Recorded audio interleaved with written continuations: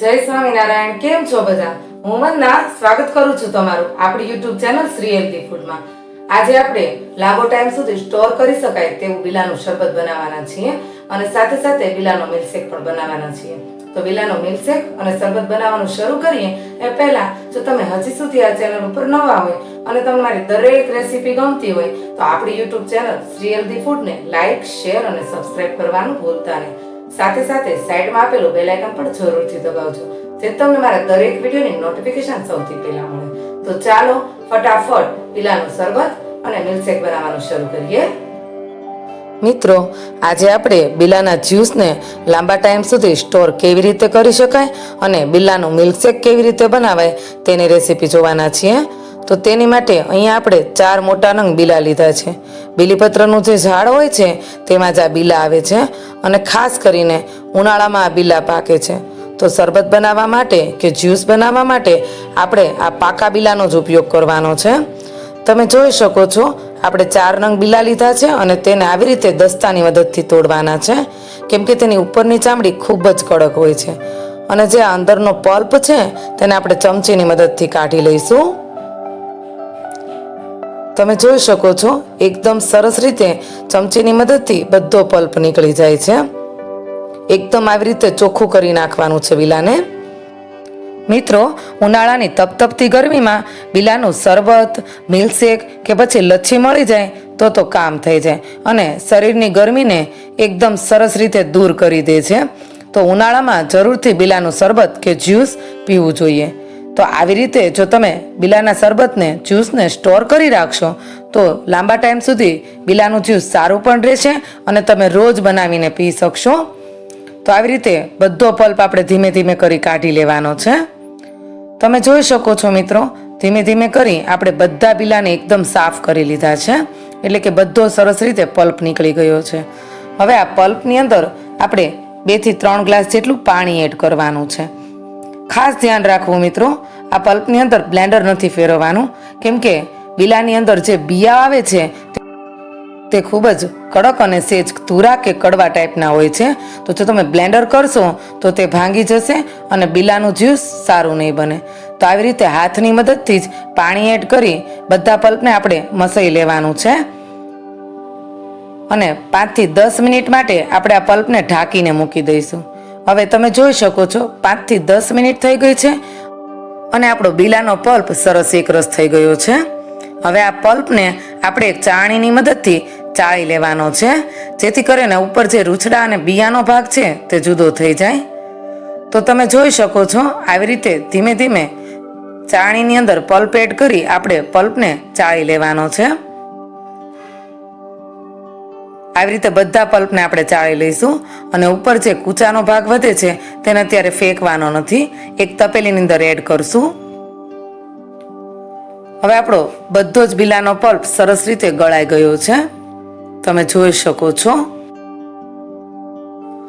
હવે આપણે જે બિયા અને જે કૂચાનો ભાગ વધ્યો હતો તેને ફેંકવો નથી, તેની અંદર 1 થી 1.5 ગ્લાસ જેટલું પાણી કરી દેવાનું છે અને ફરીથી થોડી વખત તપેલી અંદર તેને મસળી અને આપણે ચાળી લઈશું જેથી કરીને એકદમ સરસ રીતે બધો પલ્પ આપણને મળી જાય। હવે તમે જોઈ શકો છો મિત્રો, ઉપર સાવ કૂચા અને બિયાનો ભાગ જ વધ્યો છે તો તેને આપણે હવે ફેંકી દઈશું। આવી રીતે બરાબર રીતે બધો પલ્પ કાઢી લેવાનો છે। હવે સરસ પલ્પ નીકળી ગયો છે, આ કૂચા જેવો જે ભાગ વધ્યો છે તેને આપણે ફેંકી દઈશું અને ચાલો હવે ફટાફટ ચાસણી બનાવી લઈએ। તો અહીંયા આપણે બિલાના શરબતને કે પછી જ્યુસને વધુ હેલ્ધી બનાવવા સાકરનો ઉપયોગ કરવાનો છે। અહીંયા મેં જે મોટી સાકર આવે છે ગાંગડા સાકર તેનો ઉપયોગ કર્યો છે અને તેને આપણે ખાંડી લીધી છે। હવે ગેસ ઓન કરી સાકરની અંદર 1 ગ્લાસ જેટલું પાણી કરી દેવાનું છે અને મિત્રો, તમારી પાસે જે પ્રમાણે બિલાનો પલ્પ હોય તે પ્રમાણે તમારે સાકરનો ઉપયોગ કરવાનો છે। અહીંયા આપણે 500 થી 1.5 કિલો જેટલી સાકર લીધી છે।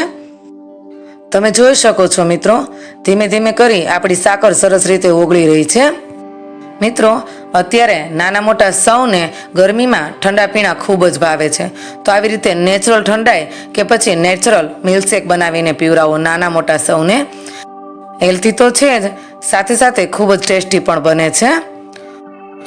તમે જોઈ શકો છો મિત્રો, હવે આપણી સાકર સરસ રીતે ઓગળી ગઈ છે એટલે કે આપણી ચાસણી સરસ આવી ગઈ છે. તો તમે જોઈ શકો છો મિત્રો, જ્યારે આપણી ચાસણી આવી રીતે થોડી ઘાટી થઈ જાય ત્યાર પછી જ આપણે બિલાનો પલ્પ એડ કરવાનો છે. આવી રીતે ફક્ત 3 થી 4 મિનિટમાં ચાસણી સરસ બની જશે આપણી. અને બિલાનો પલ્પ એડ કર્યા પછી પણ આપણે આ જ્યુસને 10 મિનિટ જેવું પકાવવાનો છે, જેથી કરીને લાંબો ટાઈમ સુધી આપણો આ બિલાનું જ્યુસ સારું રહે. હવે 7 થી 8 મિનિટ જેવું થઈ જવા આવ્યું છે અને આપણું બિલાનું જ્યુસ પણ સરસ ઉકળી ગયું છે, તમે જોઈ શકો છો.